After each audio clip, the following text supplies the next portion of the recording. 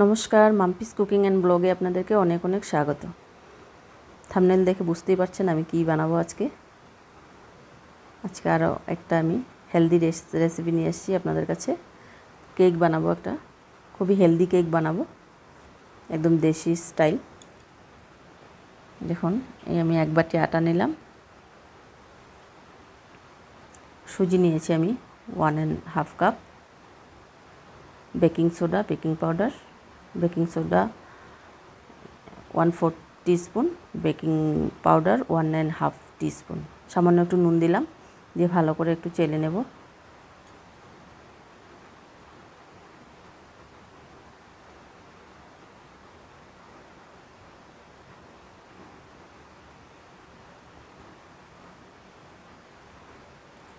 আবার একটু মিশিয়ে নিচ্ছি ভালো করে।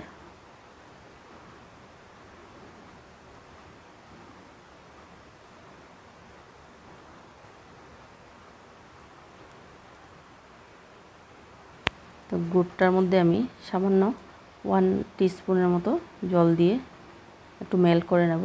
কোনো শিরা বানাবো না আমি, সামান্য গরম হলেই মেল্ট হয়ে যাবে গুড়টা মেল্ট করে নিয়েছি। এখন একটা ছাঁকনি নিয়ে আমি ভালো করে ছেঁকে নেব, যাতে কোনো ধুলাবালি থাকলে নিচে উঠে আসবে। ছেঁকে নিলাম গুড়টাকে। তো আমাদের এখানে গুড়ের পাউডারটা পাওয়া যায় না, তাই এইভাবে বানাতে হয়। গুড় দিয়ে বানাতে গেলে গুড়টা একটু মেল্ট করতেই হবে।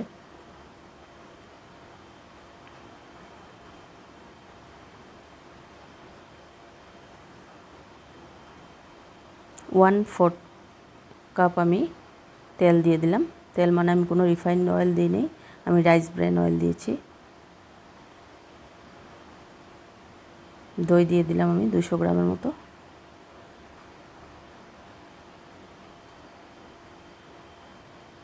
তো গুড়, তেল, দই আর দুধটা ভালো করে আমি মিশিয়ে নেব।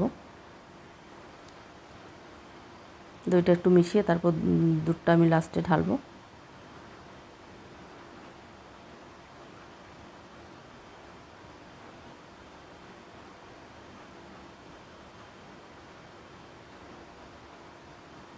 দুধটা আমি ঢেলে দিচ্ছি। সম্পূর্ণ দুধটা আমি দিইনি, অর্ধেকটা দিয়েছি, কারণ লাগলে আবার পরে দেওয়া যাবে। দুধটাকে ভালো করে মিশিয়ে আমি ভালো করে মিশাবো, যাতে দুধ, দই, গুড় একসাথে মিশে যায়, তেলটা আলাদাভাবে না থাকে। দেখুন, পুরোটা ভালোভাবে মিশে গেছে।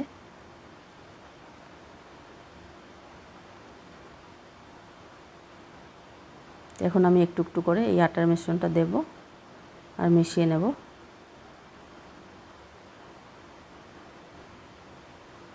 তো হালকা হাতে আমি ভালো করে মেশাবো, একসাথে দিইনি, কারণ একসাথে দিলে গুটি গুটি হয়ে যাবে, গুটলি বেঁধে যায়। আস্তে আস্তে করে আমি ভালো করে মেশাবো।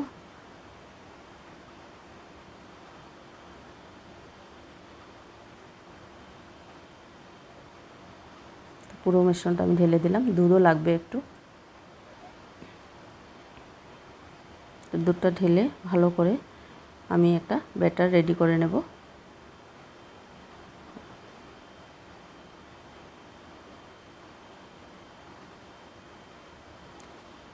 তো আমার ভিডিওগুলি দেখে আপনাদের কেমন লাগে, যদি একটু হেল্পফুল লাগে ভিডিও দেখে, তাহলে একটা লাইক করে দেবেন। কিছুটা আমি ড্রাই ফ্রুটস রেখেছিলাম, একটু মিশিয়ে দিচ্ছি, আর কিছুটা রেখেছি আমি গার্নিশিংয়ের জন্য।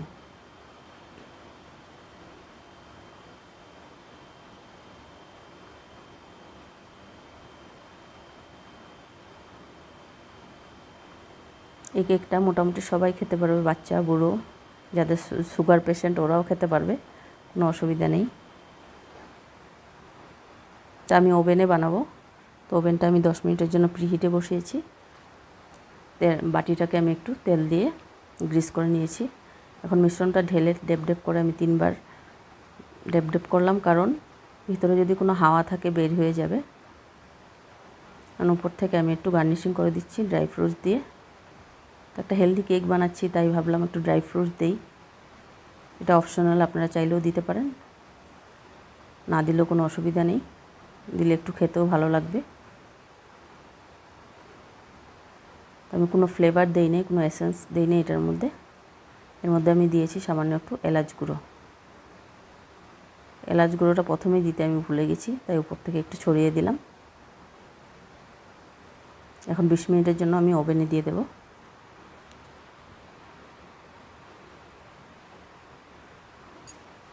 কেকটা রেডি হয়ে গিয়েছে, দেখুন কেমন লাগছে দেখতে।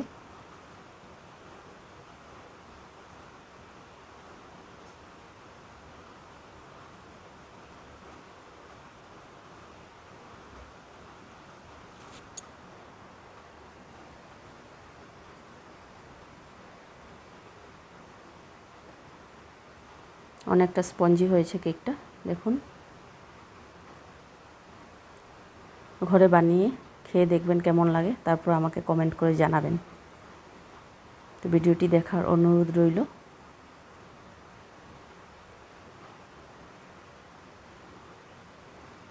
আর সবাইকে অনেক অনেক ধন্যবাদ।